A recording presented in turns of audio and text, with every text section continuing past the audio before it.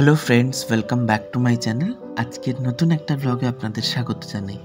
আজকের ব্লগ আমরা বেরিয়েছিলাম দুজনে ইকো পার্ক ভ্রমণে। বিয়ের আগে অনেকবার যাব ভেবেছিলাম, কিন্তু এই সময় ফিরতে হবে, অনেকটা দূরের রাস্তা বলে আর গিয়ে ওঠা হয়নি। তো এই ব্লগটাও অনেক দিনের, প্রায় বিয়ের সময় যে ছুটিতে ছিলাম সেই সময়কার। তো ব্লগটা আস্তে আস্তে আপলোড হচ্ছে, আপনারা জানেন আমি ভীষণ ল্যাথখোর। তো চলুন শুরু করি আজকের ব্লগটা। আমাদের হাই রোড থেকে একদম একটা বাসেই আমরা নেমে পড়েছি eco park, subway to eco park. এই সাবওয়ে দিয়ে গিয়ে ইকো পার্কের রাস্তাটা ধরবো, তারপর যাই গিয়ে কি টিকিটপত্র আছে সেগুলো কাটতে হবে। আমাদের দুজনের কাছেই এটা মানে আজকের দিনের জন্য শেষ করা, তারপর হয়তো আমরা অনেক ঘুরবো। কাল থেকে আমারও অফিস শুরু হয়ে যাচ্ছে। তো এই যে ইকো পার্ক গেট 2-তে আমরা এসে পৌঁছেছি। এখান থেকে টিকিটটা কাটবো, সুমনা টিকিট কাটতে গেছে। টিকিট কেটে আমরা ঢুকবো ভিতরে। গেট 2 দিয়ে ঢুকতে না ঢুকতেই সামনে একদম সবুজের সমারোহ। বেশ ভালো লাগলো ঢুকে, কিন্তু একটা জিনিস আমরা ঘুরতে ঘুরতে ফিল করেছি। তো জায়গাটা যেহেতু বিশাল বড়, দুজনে এসে না ঠিক মানে কেমন একটা ফিল হচ্ছে। এখানে বেশ অনেক হইচই করবার মানুষ থাকতো, একটা পিকনিক হতো, একটা বসে খাওয়া দাওয়া হতো, তাহলে হয়তো আমাদের আরও ভালো লাগতো। তো চলুন ইকো পার্কে আসবো ভেবেছিলাম, এখানকার যে সপ্তম আশ্চর্য আছে সেগুলোও দেখবো। প্রথমেই আমরা যেটা দেখলাম, বাঁকুড়া বিষ্ণুপুরের যে মন্দির হয় টেরাকোটার কাজ, সেই মন্দির। এটা সপ্তম আশ্চর্যের নয়, কিন্তু এটি একটি মন্দির এখানে করে রাখা হয়েছে। আমরা এসেছি ইকো পার্কে। সুমনা এক গরিলার সাথে ঘর করছে, আর পার্কে এসে আর একটা গরিলাকে পেয়েছে। ভাল লাগছে সুমনা এই গরিলাটাকে? কোনটা ভালো? এটা বেশি ভালো। হেব্বি লাগছে, হেব্বি মানিয়েছে তোমাকে।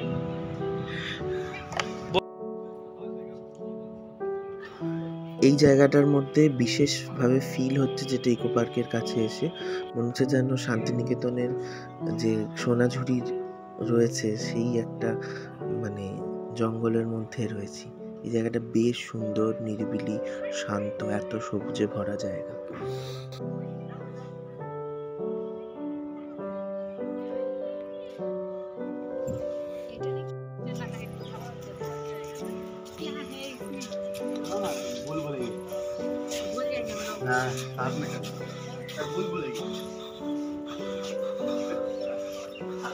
এই জায়গাটাও বিশেষ সুন্দর, ভেতরে সবুজে এবং তার দেওয়ালে রয়েছে অনেক ঐতিহাসিকদের সমস্ত তাদের শিল্পকলা, যেমন নন্দলাল বসু থেকে শুরু করে শরৎচন্দ্র চট্টোপাধ্যায়, রবীন্দ্রনাথ ঠাকুর, মুঘল সম্রাটের যুদ্ধ, মুঘল যুগের যে সমস্ত যুদ্ধ হতো, পলাশির যুদ্ধ, সমস্ত যুদ্ধের ছবি টবি এখানে রয়েছে। এবং বিশেষ খ্যাতনামা যারা কবি মনীষী তাদের এখানে স্ট্রাকচার করা রয়েছে। তো জায়গাটা বিশেষ সুন্দর করে সাজানো এই জায়গাটাও।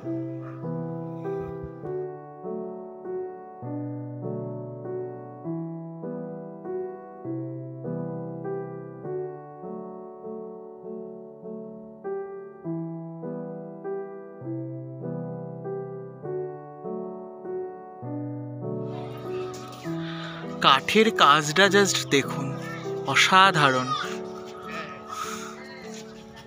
ভিতরের প্রত্যেকটি স্থাপত্য এবং ভাস্কর্য, এ বলে আমায় দেখ, ও বলে আমায় দেখ। সত্যি যারা খুব সুন্দর করে দেওয়ালে এই ছবিগুলো এঁকেছেন, ভীষণ ভালো লাগছে।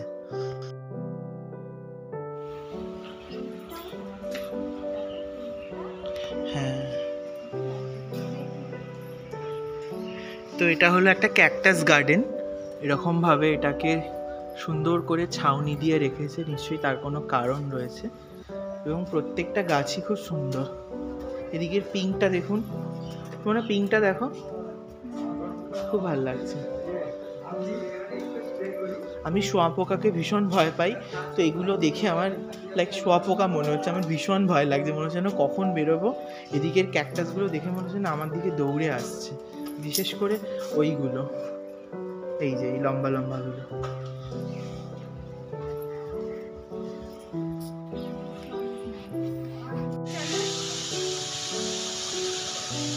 তো আমি সুবর্ণাকে অল্প টাকায় গরিবের নায়াগ্রা জলপ্রপাত দেখাতে নিয়ে এসেছি। দেখতে পাচ্ছেন? সুমনা কেমন লাগছে? ভালো। এটা হচ্ছে ইকো পার্কে গরিবের নায়াগ্রা জলপ্রপাত।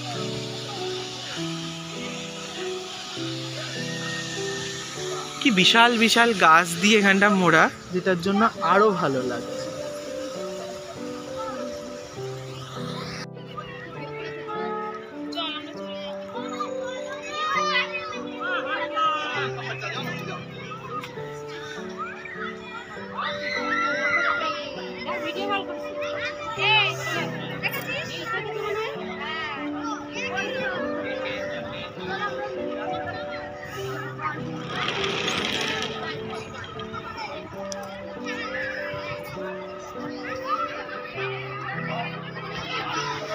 জায়গাটা এত বড়, তো খানিকটা ঘুরতে ঘুরতে খুব খিদে পেয়ে গেছে, ওই জন্য খাবার নিয়েছি একটা ফিশ ফ্রাই, ফ্রাইড রাইস আর চিলি চিকেন।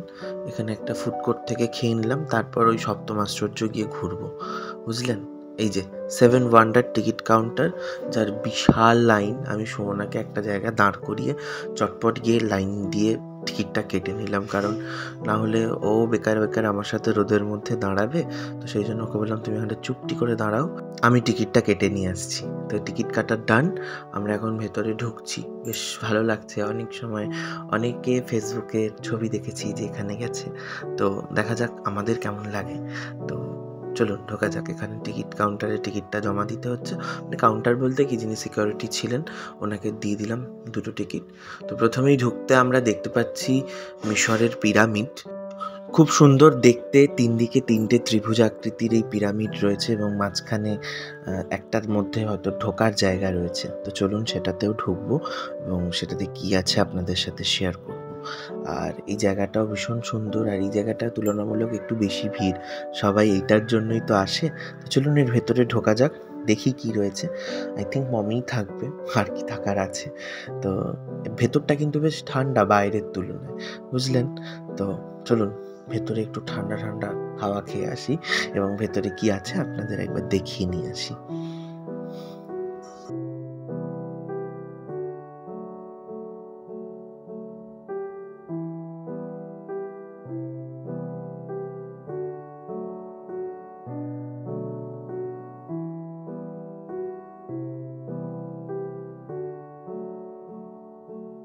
এটা আমার সেরা লেগেছে, বিশ্বাস করুন। ভেতরে ঢুকেও খুব ভালো লেগেছে, ছবি তুলেছি।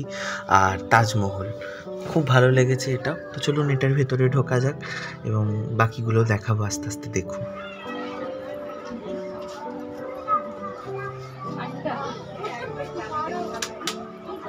ছবি তুলবো?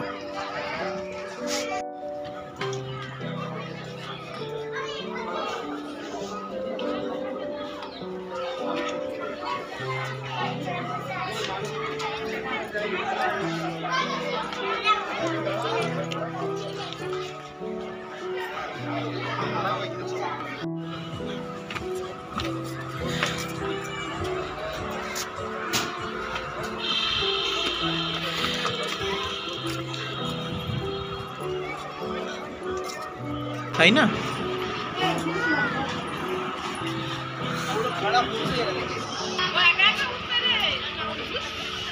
চল।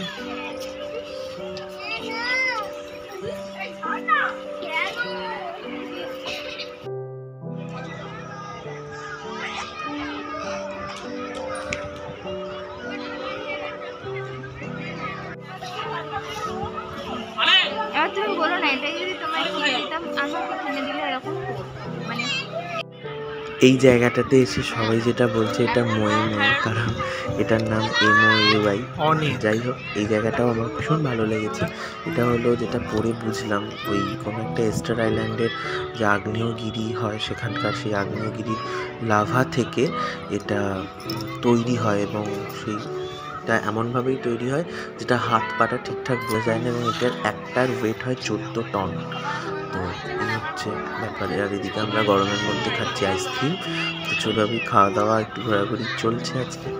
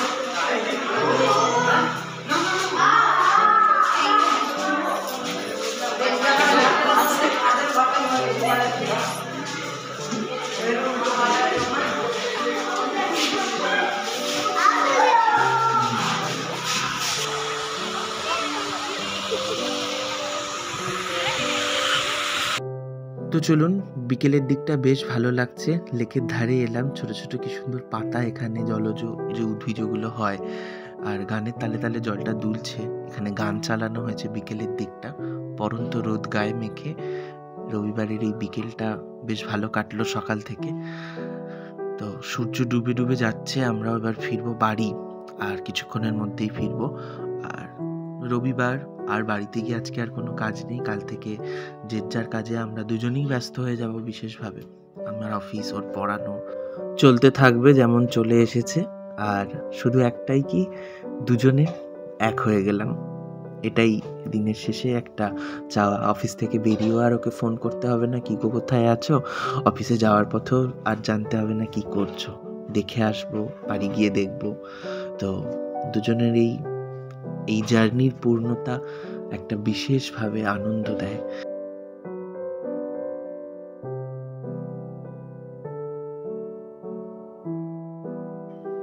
জানি না আমার জীবনে এরকম কবে আবার রবিবার আসবে যে দিনটা ঘুরতে পারবো, কারণ আসছে রবিবার থেকে তো প্যাকড আপ আমার ছাত্রছাত্রীদের আঁকানো নিয়ে।